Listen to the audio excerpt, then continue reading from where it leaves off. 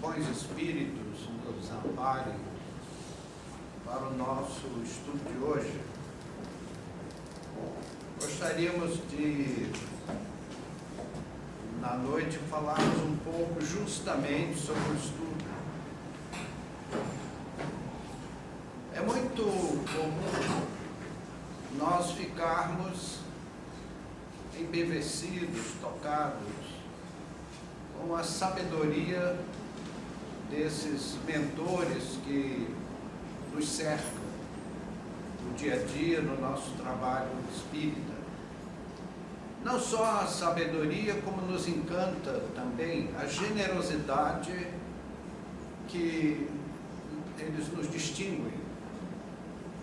Mas, para o nosso estudo, é importante não perdermos de vista que esses irmãos nossos já passaram pela fase que nós estamos passando.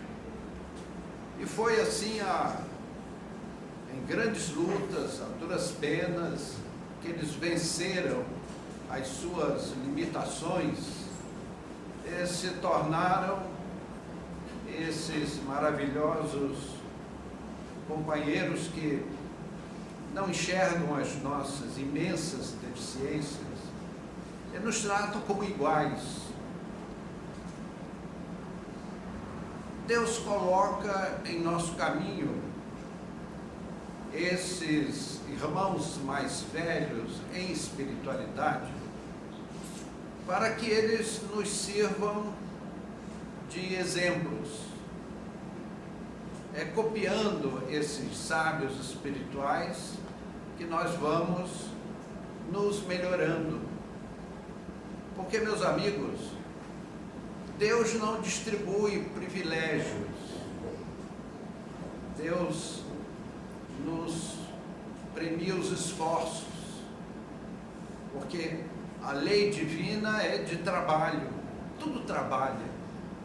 Nós olhamos nos reinos inferiores da natureza, tudo se movimenta numa construção universal. Nós não conseguimos visibilizar os grandes espíritos, mas vemos a sua obra no universo. Não é à toa que a Terra está aí, girando em torno de si mesma, em volta do Sol, levando a Lua, e o Sol levando todo o seu clã de planetas. Tudo isso não é obra do acaso. O ensinamento espírita está à nossa disposição. É só querermos. Para iluminar as nossas almas, o nosso entendimento, para que nós possamos ser mais úteis do que somos hoje, porque queremos ser melhores. A pessoa, ou as pessoas que vão pela primeira vez a um centro espírita, se desejarem, podem sentir a imortalidade da alma, o ambiente espiritual que nos cerca. Posso garantir aos amigos que é dos mais belos. É justamente a generosidade desses luminares do mundo espiritual, que são almas ocupadíssimas e que, em meio às suas colossais tarefas, arranjam espaço para vir conviver conosco, congraçar conosco, nos incentivando a sermos melhores. Aquele que nasce num lar espírita organizado, equilibrado, recebe uma oportunidade venturosa na Terra. Muito difícil isso. Mas é não só uma oportunidade, como uma responsabilidade para as nossas consciências. Recebermos, especialmente na infância, a mente infantil, ela é receptiva. Numa linguagem humana, ela é compradora. Para a criança pequena, o papai e a mamãe são seus super-heróis. Então é a oportunidade do 0 aos 7 anos nós fazermos o investimento dos nossos filhos pequenos para que eles tenham um futuro melhor do ponto de vista espiritual. Aqueles espíritos menos adiantados, quando surgem na Terra, sem esse respaldo, eles acabam se entregando de uma forma veemente aos interesses de ordem material, como se a matéria fosse o nosso objetivo, o que não é. A Terra, a nossa vida terrestre, é apenas uma oportunidade, é apenas uma tarefa, não é objetivo. O objetivo é o aprimoramento dos nossos espíritos, porque nós estaremos rapidinho migrando para o mundo espiritual para analisarmos o que fizemos num momento presente e no passado remoto, quais são as pendências que nós temos de um passado mais distante, para, junto com os nossos tutores espirituais, nós temos aqueles diletíssimos amigos que orientam a nossa vida terrestre e que conosco examinam quais são os nossos compromissos ainda pendentes para uma nova jornada terrestre.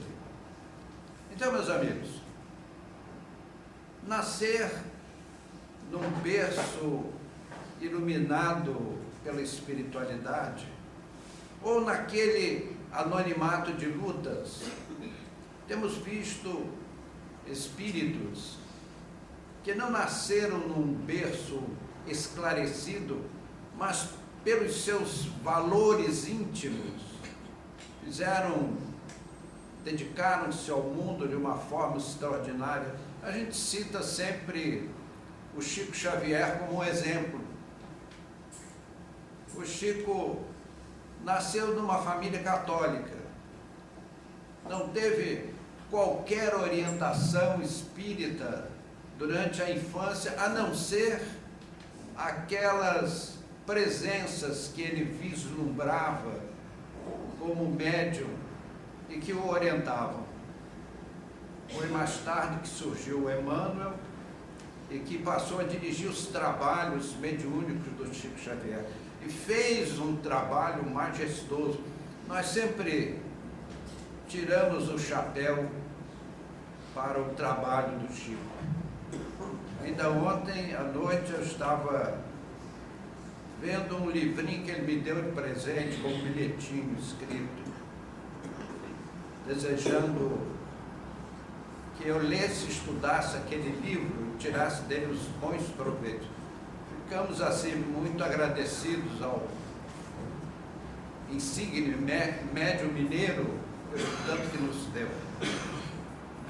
Mas nascermos ou não num berço espiritualmente esclarecido é só uma questão de maior ou menor facilidade para a nossa vitória na reencarnação. Meus amigos, ninguém vem a esse mundo sem um planejamento.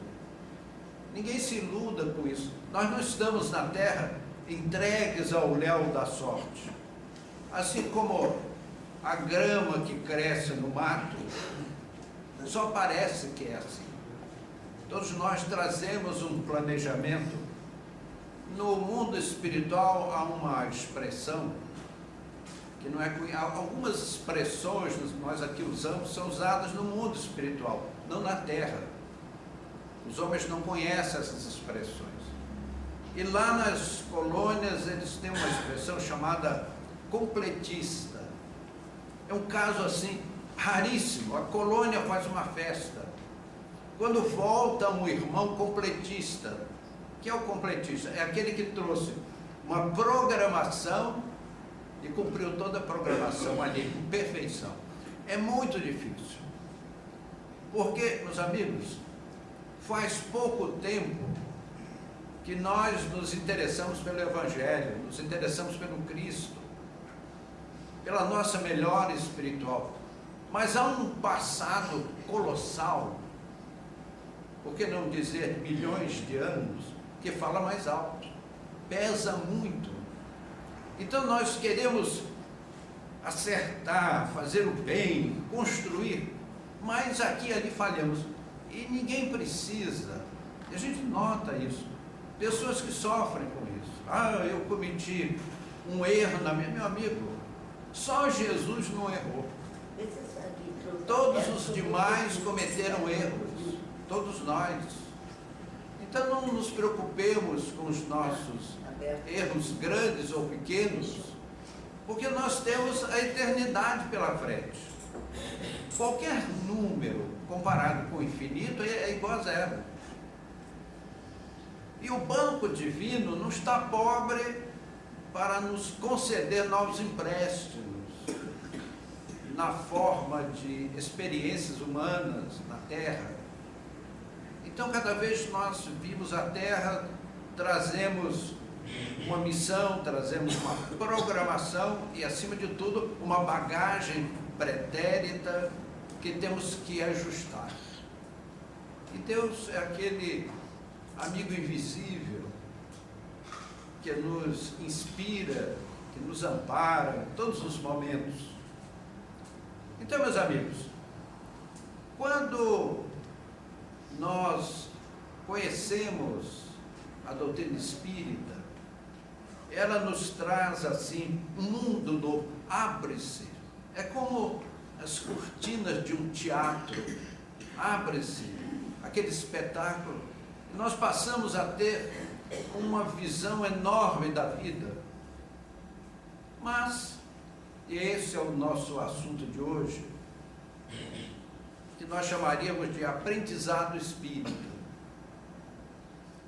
Não só os aprendizes, os novatos, como alguns companheiros já veteranos e que ainda não se compenetraram de que o estudo da ciência espírita, da religião espírita, da filosofia espírita, ele obedece a uma metodologia. Se nós não observarmos esses métodos, o nosso conhecimento fica deficitário. Todos nós, aqui presentes, dos dois mundos espirituais, gostamos imensamente dos romances espíritas. Ainda há pouco estávamos falando sobre isso, com uma pessoa amiga aqui da casa.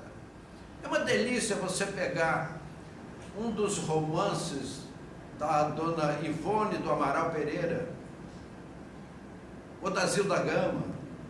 A Zilda Gama escrevia a sua pena conduzida por Victor Hugo, porque Zilda Gama foi filha de Victor Hugo na encarnação passada. Então eles tinham ligações muito estreitas. Então os livros da professora Zilda Gama são belíssimos, mas são livros cultos, numa linguagem refinada de um dos maiores escritores que esse mundo conheceu, que foi Victor Hugo. Mas tirando esses livros portentosos, há livros da dona Ivone do Amaral Pereira, livros gostosíssimos. Então a gente se deleita e às vezes deixa de estudar a doutrina. E é por isso que eu peço vênia aos diletíssimos amigos nessa noite, para sermos bem metódicos nesse comentário sobre o estudo espírita. Nós devemos começar o estudo através do Livro dos Espíritos. Então eu vou dar uma ordenzinha na nossa cabeça para nós seguirmos esse caminho. Nós, aprendizes, e também os companheiros veteranos, mas que não seguiram esse método. Então o Livro dos Espíritos, o Livro dos Médiuns, o Evangelho segundo o Espiritismo, Céu e Inferno, obras póstumas, a Gênese, o que é o Espiritismo, introdução ao estudo da doutrina espírita. Esses são os livros, foram os livros publicados por Allan Kardec. E não é coerente, não é razoável ao espírita, especialmente o espírita veterano, não ter lido esses 8 livros. Está cometendo um equívoco. Vocês desculpem os nossos comentários, mas nós já temos muitos cabelos brancos, aliás, só branco. Buraco preto não vai achar. Branco e pouco. Já dobrando o cabo da Boa Esperança. Então nós nos servimos da nossa idade física, pelo menos, e a ajuda espiritual, muito mais, para dizer essas coisas.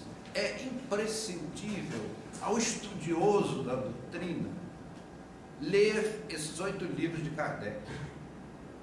E aí bom seria completar esses 8 livros com aqueles 12 tomos, volumes da Revista Espírita. Allan Kardec publicou durante 12 anos.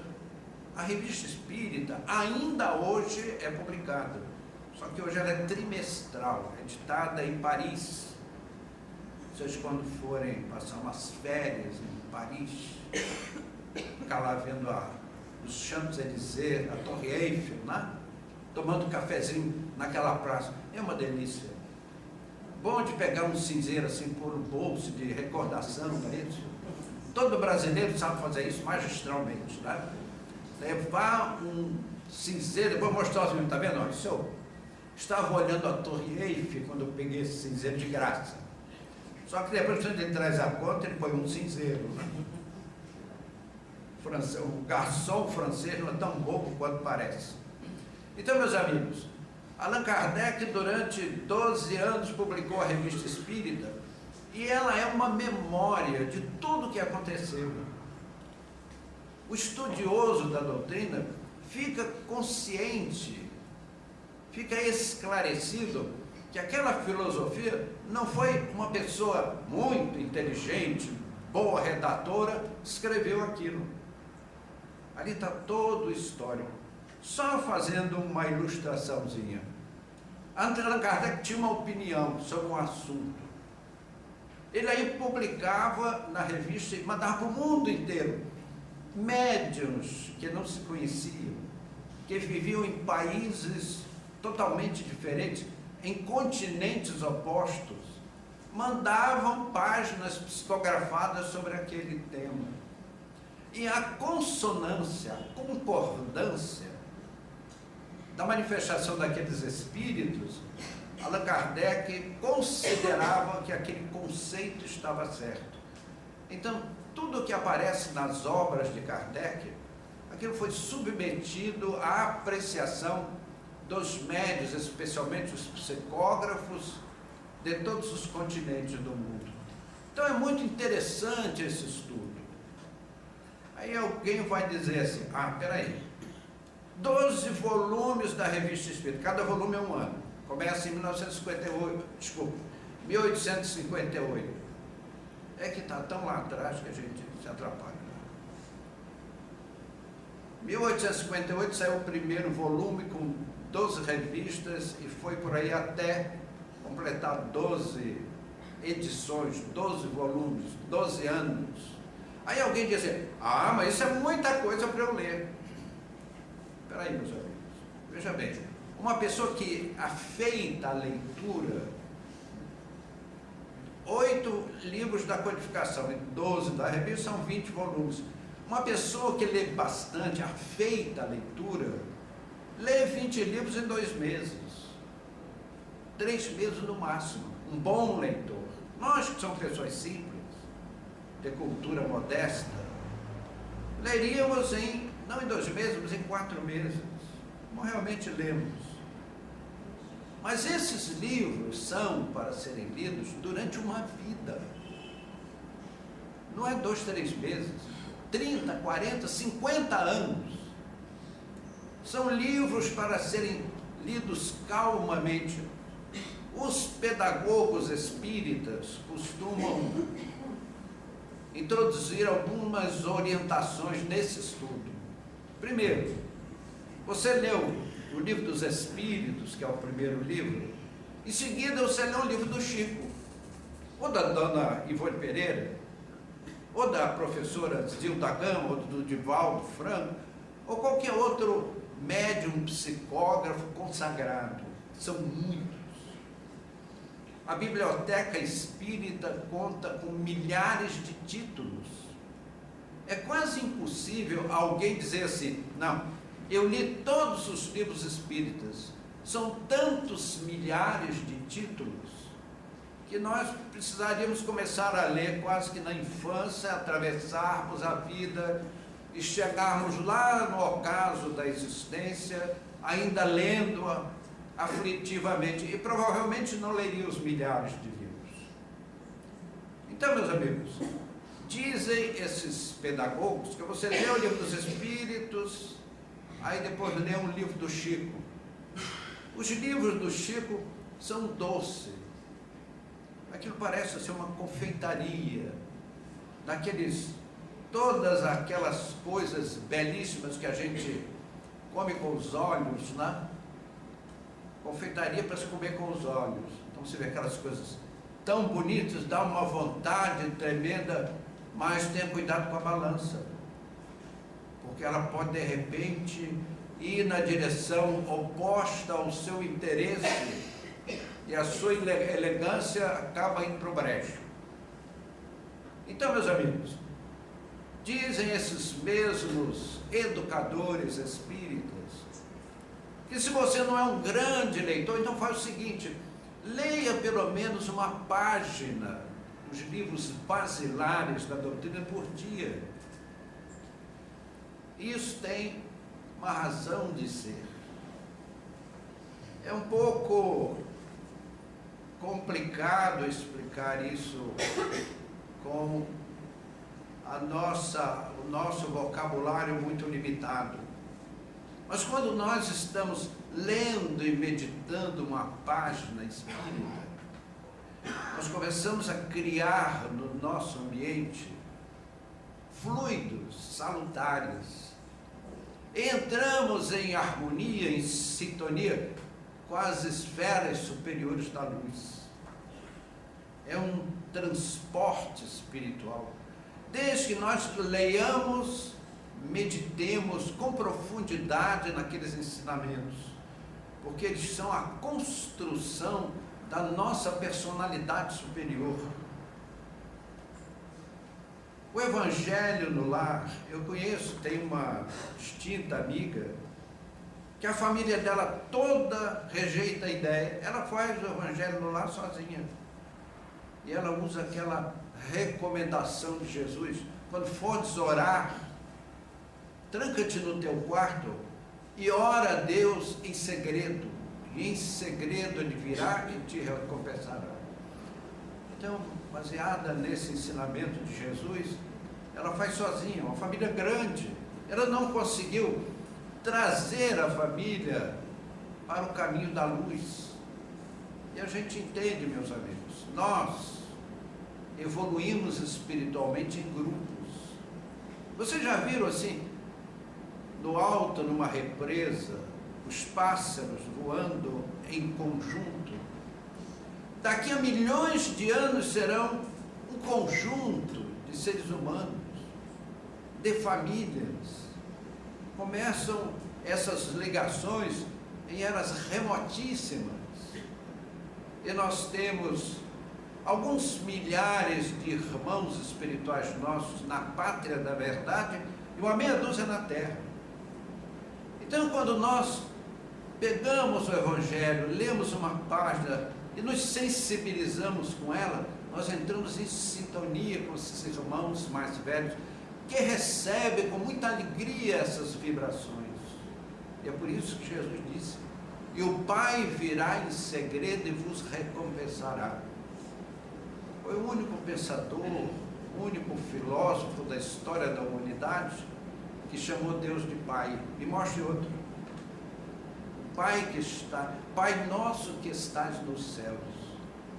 E é por isso, meus amigos, que nós admiramos Jesus, não porque o mundo aplaude, mas pelo muito que Ele nos dá, continua nos dando.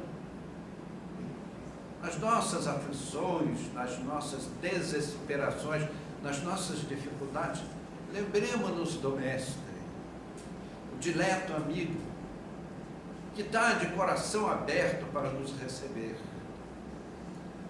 Então, meus amigos, o estudo da doutrina espírita, ele é cativante.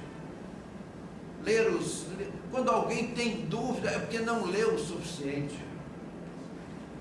Allan Kardec, como um pedagogo extraordinário, fez assim um manancial de entendimento para que nós pudéssemos compreender a vida celeste.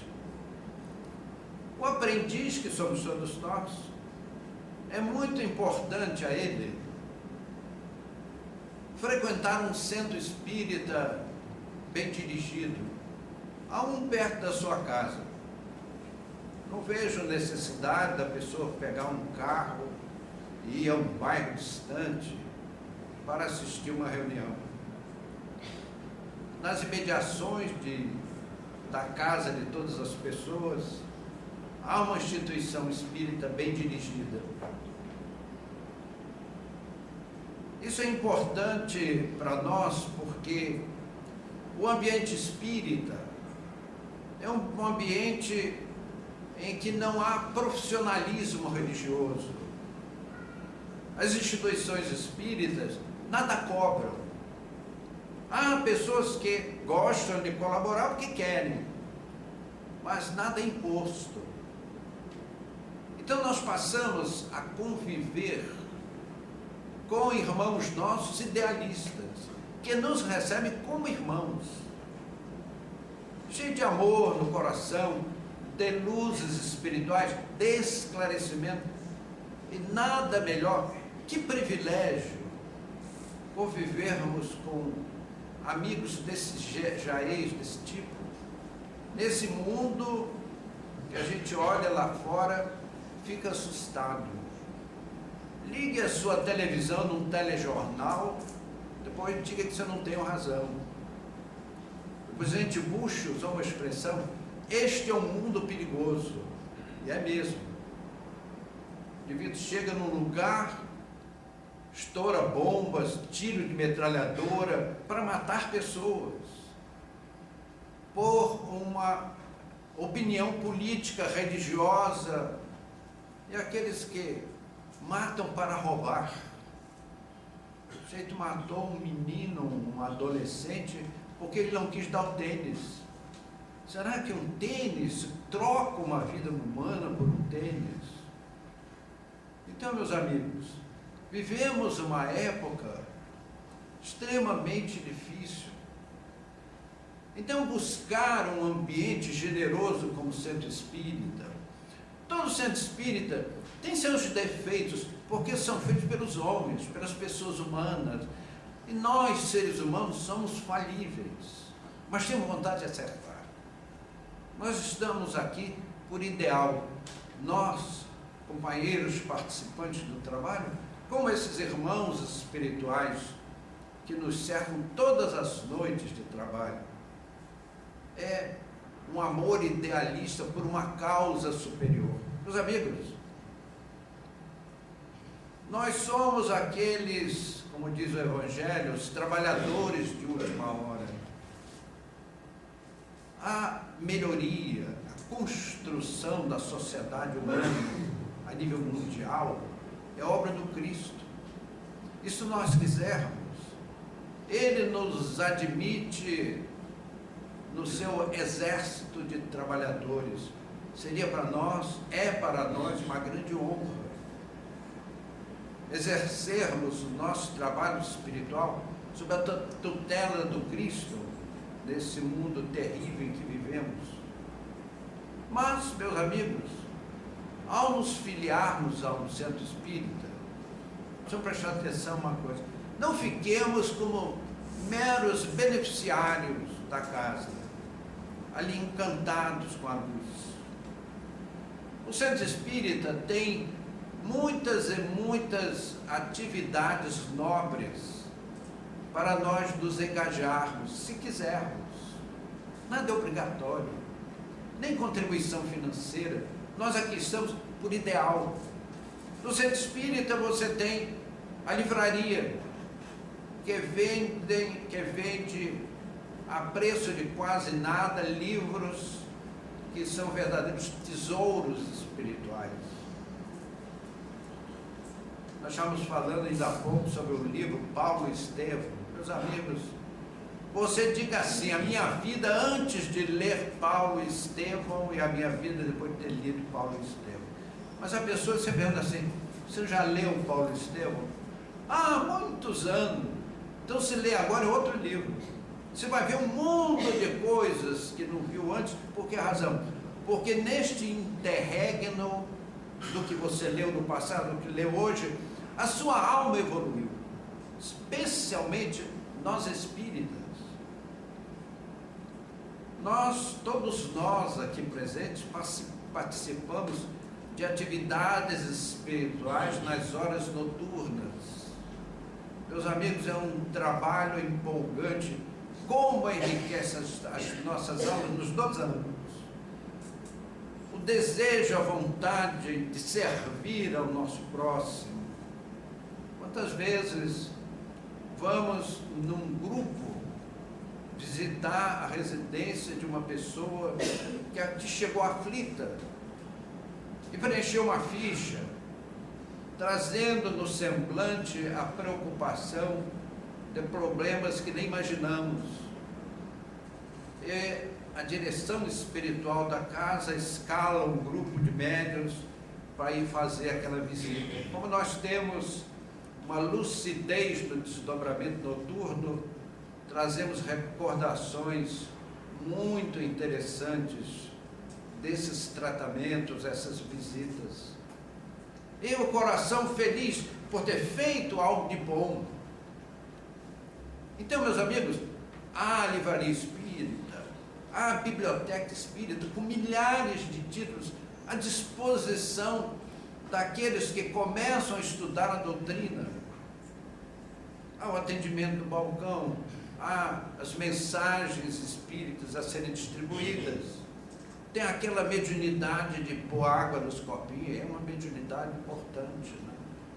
Enche os copinhos. E os benfeitores espirituais magnetizam essa água.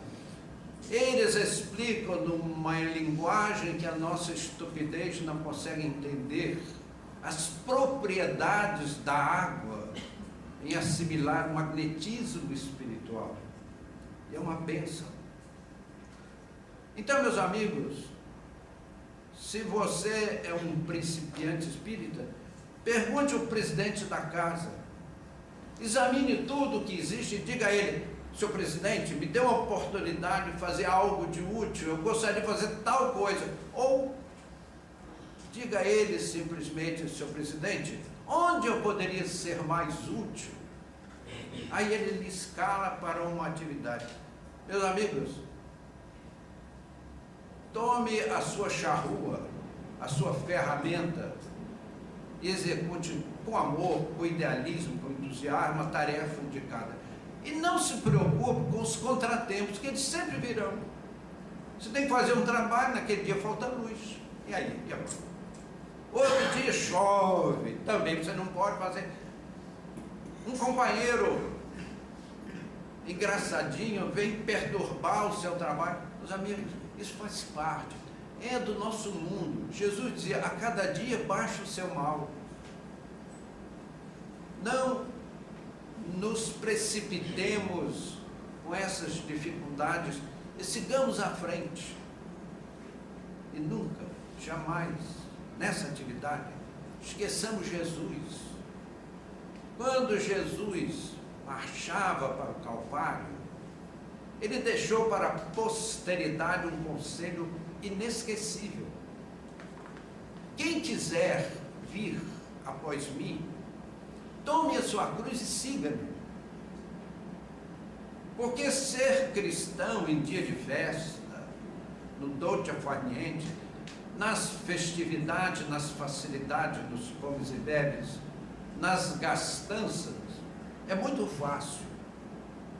Difícil é ser um companheiro de jornada produtivo, que é capaz de servir a Deus e aos seus irmãos de jornada. E que o Mestre Divino, nessa noite, que está nos ouvindo, não ponhamos isso em dúvida, meus irmãos. Jesus usou aquela expressão inesquecível: quando 2 ou 3 se reunirem em meu nome, eu estarei entre eles. Nós aqui somos mais que 2 ou 3. Então Jesus está presente, está junto aos nossos corações. Que Ele nos abençoe nessa noite, permita que voltemos aos nossos lares em paz, com o nosso coração espiritualmente aquecido. Muito obrigado, o Senhor nos abençoe.